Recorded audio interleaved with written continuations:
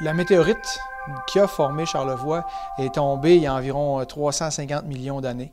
C'était une météorite d'environ 2 km de diamètre, une météorite rocheuse, qui est venue frapper la surface là, de ce qu'allait devenir Charlevoix à environ entre 10 et 20 km à la seconde. Pour vous donner une idée, une balle de fusil va environ à 1 km à la seconde. Donc environ 10 à 20 fois plus rapidement qu'une balle de fusil. Et cette météorite-là avait une masse d'environ 15 milliards de tonnes.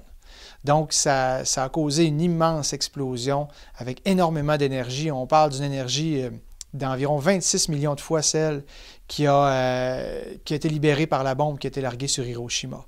Donc, ça a été vraiment un événement cataclysmique à cette époque-là.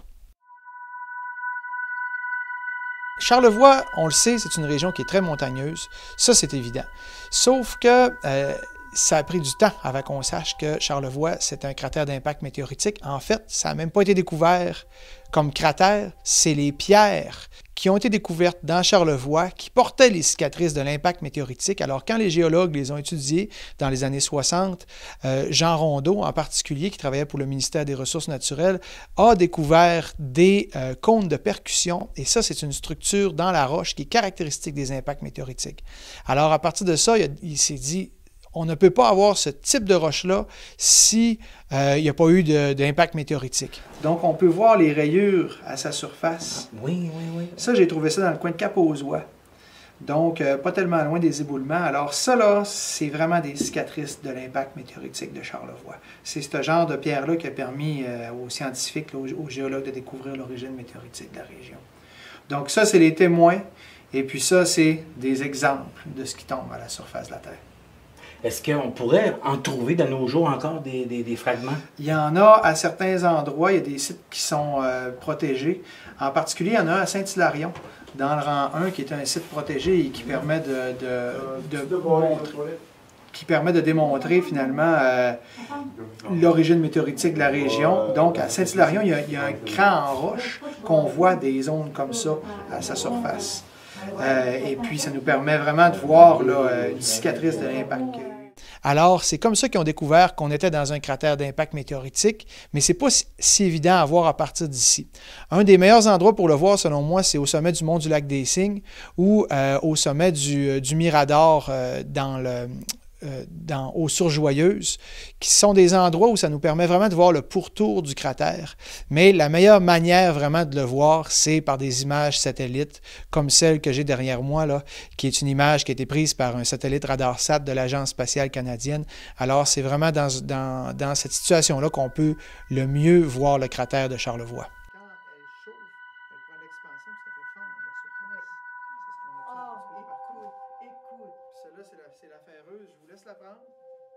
On en a deux qui représentent finalement les deux grandes familles de météorites, c'est-à-dire une météorite rocheuse et une météorite ferreuse. Les météorites rocheuses sont beaucoup plus fréquentes. Il y en tombe environ une centaine de tonnes un peu partout sur Terre à chaque jour, sauf que c'est la plupart du temps sous forme de fines poussières qui vont s'enflammer dans l'atmosphère, ce qu'on appelle des étoiles filantes. Des fois, il va en tomber des morceaux qui sont plus gros. Des fois, il va en tomber des morceaux qui sont plus gros et puis ces morceaux-là peuvent se rendre jusqu'à la surface. Alors, celle qu'on a, notre rocheuse, elle a une masse de 4,3 kg et elle a été trouvée dans le désert du Sahara par un nomade qui devait probablement se déplacer en dromadaire ou en chameau et puis qui l'a ramassée. Et évidemment, dans le désert, quand on trouve une roche toute seule ou avec juste quelques roches dans le même coin, il y a des grosses chances que ça soit une météorite. Alors, eux, les nomades, ils sont contents dans ce temps-là quand ils en trouvent une parce qu'ils savent qu'ils peuvent aller revendre ça au Maroc. Et puis, nous, ça vient finalement de Marrakech. Ça a été racheté par un vendeur de météorites aux États-Unis. Et puis, nous, on l'a acheté d'eux. Et la deuxième météorite qu'on a, c'est une météorite ferreuse. Celles-là sont beaucoup plus rares. C'est environ 10% de ce qui tombe sur Terre qui est ferreux.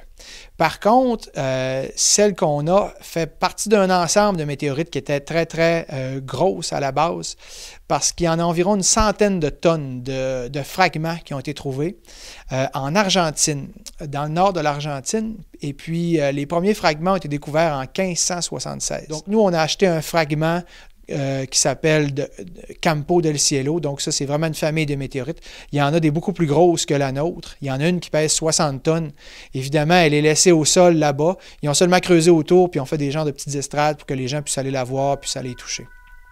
Donc nous, c'est finalement un petit débris de cette grosse météorite-là qui avait au moins une centaine de tonnes là, qui est tombée sur la Terre il y a environ 5000 ans.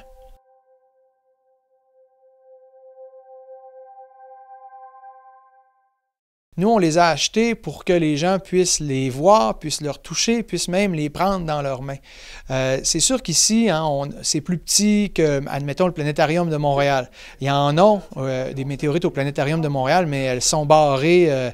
Il y a des armatures en métal par-dessus pour pas que les gens puissent partir avec. Nous, notre but, là, c'est vraiment que les gens puissent les toucher, puissent les prendre dans leurs mains, voir la différence de masse aussi. La météorite ferreuse, vous avez pu le constater tantôt, est vraiment surprenante, là. On la prend dans nos mains, mais on n'a pas l'impression qu'elle va être aussi lourde que ça. Mais c'est ça, elle est faite avec environ 90 de fer, 10 de nickel, donc ça fait un objet qui est très dense. Donc, quand on arrive pour la prendre dans nos mains, là, disons qu'on fait le saut. Et on n'aurait pas eu envie de la recevoir sur notre toit de maison. Une météorite comme ça, c'est clair que à la vitesse à laquelle ça arrive, là, ça aurait fait pas mal de dégâts. C'est le mont des éboulements qui est le centre du cratère d'impact. Quand il y a une météorite qui est suffisamment grosse, qui tombe à la surface de la Terre, l'énergie qu'elle avait en physique, ce que j'enseigne, on appelle ça l'énergie cinétique, bien, à un moment donné, cette énergie-là doit être libérée parce que la météorite freine extrêmement rapidement en frappant la surface. Donc, en libérant énormément d'énergie, la croûte terrestre, qui est faite avec de la roche, va énormément chauffer. Alors, en chauffant, elle va devenir liquide.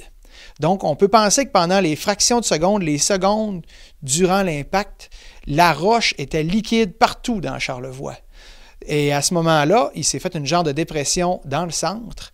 Et puis, à un moment donné, la roche liquide a voulu aller recombler ce vide-là. Et c'est là où il se fait un monticule central, en l'occurrence le mont des éboulements. On parlait du monticule central. Là, on voit les montagnes là, des éboulements. Le mont des éboulements qui est dans le centre ici. Mais si on regarde, admettons, à la surface de la Lune, c'est plein de cratères avec un monticule central aussi, parce que justement, quand la météorite a frappé la Lune, la surface de la Lune est devenue liquide et la remontée dans le centre a créé une montagne. Donc, pour nous, c'est le mont des éboulements. Le pourtour de notre cratère, c'est ce qui passe par le parc des Grands Jardins, un peu plus loin que Saint-Aimé-des-Lacs, aller jusqu'à Cap-Alègue. Et du côté de Baie-Saint-Paul, là, on est vraiment en train de ressortir du cratère quand on monte les côtes pour s'en aller vers Québec, finalement. On est en train de ressortir du cratère de Charlevoix. Quand on arrive de Québec et qu'on descend à Baie-Saint-Paul, on arrive dans cette section-ci.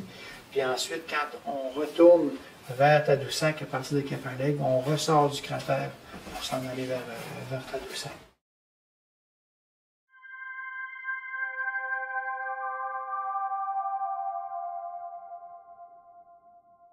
C'est un télescope qu'on appelle communément un Schmidt casse-grain. C'est un télescope qui a 30 cm d'ouverture. Les Américains ils disent que c'est un 12 pouces. Et puis, on en a deux instruments. On en a un deuxième sur le dessus qui, lui, a 80 mm d'ouverture. On en a deux parce que cet instrument-là a un champ de vision plus large que celui-là. Celui-là, il y a une focale de 480 mm, celui-là de 3000 mm. Donc, nous, on se sert des deux dépendamment de ce qu'on veut faire. Quand on veut un champ de vision plus restreint avec un grossissement plus fort, on va utiliser le gros. Quand on veut des champs de vision plus larges, moins de grossissement, et pour pouvoir observer ou photographier des objets qui sont plus vastes dans le ciel, bien, on va utiliser celui qui est là. L'instrument a l'air croche. Il l'est, en fait. Il est croche, mais il est droit par rapport à une chose, c'est par rapport à l'axe de rotation de la Terre.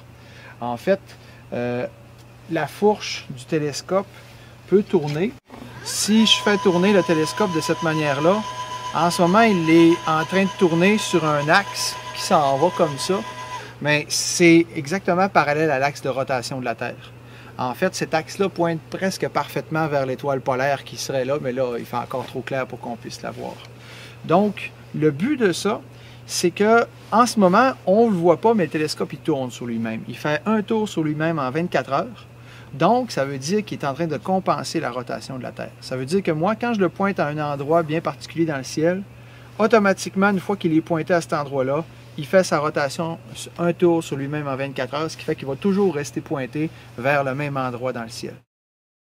Là, ce que je vais faire, c'est que je vais l'envoyer vers Saturne. On va voir s'il centre comme il faut.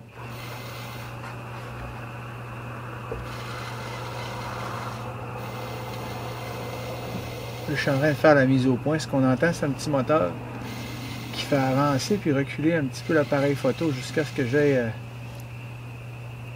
la mise au point qui me satisfasse le plus. Puis là, on voit comment l'image, là, ça vibre. Là. Mais ça, c'est à cause de l'atmosphère de la Terre qui est toujours en mouvement. Puis ça fait vraiment une différence quand on observe des objets très, très petits comme ça.